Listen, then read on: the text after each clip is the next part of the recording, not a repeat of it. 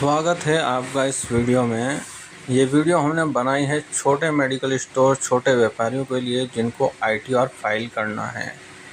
ITR file 2025-26 में step by step कैसे करें वो हम इसमें समझाएंगे, तो बने रहिए इस वीडियो के साथ।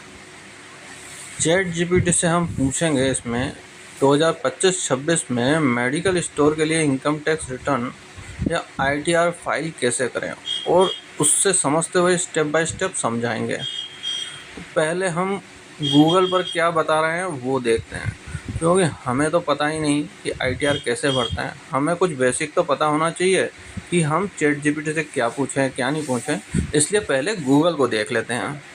यहाँ बता रहे हैं 2025-26 वित्तीय वर्ष 2025-26 यानी असेसमेंट ईयर 2026-27 में मेडिकल स्टोर के लिए income tax return ITR file करना काफ़ी आसान है।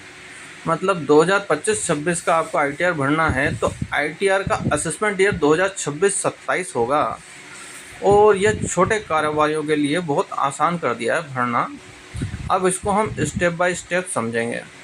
तो इसके अंदर गूगल जो बता रहा है उसके अनुसार फर्स्ट स्टेप क्या है, सही आईटीआर फॉर्म का चुनाव करें। अब आईटीआर फॉर्म के अंदर इन्होंने बताया आईटीआर 4 होता है, आईटीआर 3 होता है, तो आप इसमें सही आईटीआर फॉर्म का चुनाव करें। आईटीआर 4 जो है सुगम, यदि आपका टर्नओवर रुपये 2 करोड़ या डिजिटल ट्रांजैक्शन ज़्यादा होने पर 3 करोड़ तक है, मतलब 3 करोड़ के अंदर अंदर है, 3 करोड़ से कम तक है, तो आप प्रिज्यूम्टिव टैक्सेशन स्कीम धारा 44AD के तहत रिटर्न भर सकते हैं। यदि आईटीआर 3 आपको चुनना है तो आईटीआर के अंदर आपका टर्नओवर 2 करोड़ से अधिक है या आप प्रिज्यूम्टिव टैक्सेशन स्कीम का विकल्प नहीं चुन रहे हैं तो आप आईटीआर 3 चुन सकते हैं। मतलब आपका 2 करोड़ के अंदर अंदर है कैश का और डिजिटल के अंदर 3 करोड़ के अंदर अंदर है तो आईटीआर 4 चुन लो। फिर प्रिज्यूम्टिव टैक्सेशन धारा 44AD का लाभ उठाएं। ये गूगल कह रहा है कि इसका लाभ उठाएं। यह छोटे मेडिकल स्टोर मालिकों के लिए सबसे अच्छा विकल्प है, जिसमें आपको विस्तृत बही खाते बुक्स ऑफ अकाउंट रखने की ज़रूरत नहीं होती है। मतलब आपका लेजर वेजर नहीं रख रखा आपने, बुक्स ऑफ अकाउंट मैनेज नहीं कर पा रहे हैं, छोटे व्यापारी हैं नहीं कर पाते हैं, तो उनके लिए ये धारा 44AD के तहत प्रिज्यूम्टिव टैक्सेशन के अंदर टैक्स भरना बेस्ट रहता है। इसके अंतर्गत नगद बिक्री जो कैश सेल्स है उसके टर्नओवर पर 8% मुनाफा माना जाता है, 8%, और जो डिजिटल बिक्री है जो यूपीआई कार्ड या चेक के थ्रू होती है उसके टर्नओवर पर 6% मुनाफा माना जाता है। एग्जाम्पल के लिए कुल बिक्री आपकी 50 लाख है और सारी डिजिटल है तो उसका 6% होगा 3 लाख, तो 3 लाख आपका मुनाफा माना जाएगा। उस 3 लाख के ऊपर टैक्स लगेगा, ना कि कुल बिक्री पर। मतलब 50 लाख पर टैक्स नहीं लगेगा, 3 लाख पर लगेगा। यहाँ पे ये समझाना चाह रहे हैं। और जो आपकी कैश टर्नओवर है उस पर 8% मुनाफा माना जाएगा तो 8% पे टैक्स लगेगा। अब आईटीआर फाइल करने की जो प्रक्रिया है स्टेप बाय स्टेप यहाँ पे बताई गई है। फर्स्ट आपको पोर्टल पर लॉगिन करना है। कौन से पोर्टल पे?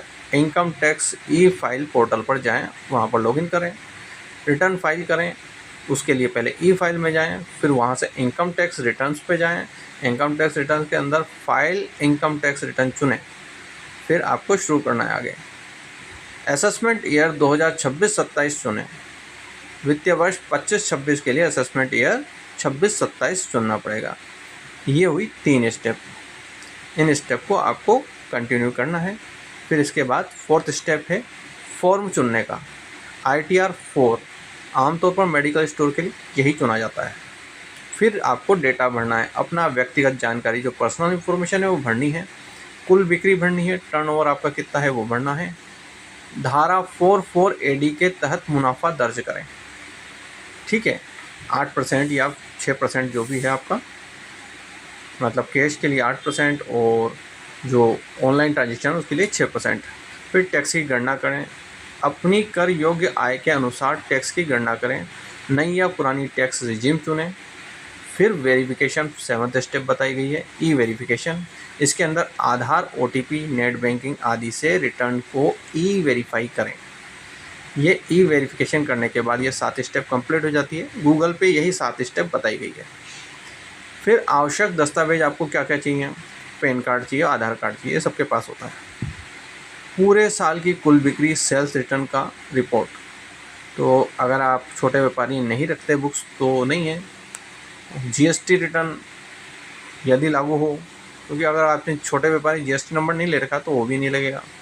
बैंक स्टेटमेंट आपको चाहिए होगा 1 अप्रैल 2025 से 31 मार्च 2026 तक का आपको बैंक स्टेटमेंट, जो भी आपका अकाउंट है सेविंग और अगर आपका करंट अकाउंट है उसका स्टेटमेंट चाहिए होगा। और ख़रीद बिल, जो आप परचेज बिल करते हो, उसका तो आपके पास होना ही चाहिए। इसके अलावा गूगल ने हमें ये महत्वपूर्ण तिथियों के बारे में बता दिया है कि लास्ट डेट जो है 31 जुलाई 2026 है। बिना ऑडिट के रिटर्न भरने की अंतिम तिथि आमतौर पर 31 जुलाई 2026 होती है। तो 31 जुलाई 2026 का वेट नहीं करें, पहले ही भरते हैं, 15 जुलाई लास्ट मान के भरभरा दें। और 2025-26 के लिए यदि कुल टर्नओवर 2 करोड़ या 3 करोड़ जैसा कि बताया गया है, बजट 2025 में उल्लेखित है, से कम है तो ITR 4 सुगम सबसे उपयुक्त है। ये गूगल बता रहा है सबसे उपयुक्त है ITR 4 सुगम, तो उसको चुन लें। अब वीडियो लंबा होने की वजह से हम जो ChatGPT वाला क्वेश्चन आंसर का पार्ट है वो नेक्स्ट वीडियो के अंदर डालेंगे। Please subscribe this channel and like this video.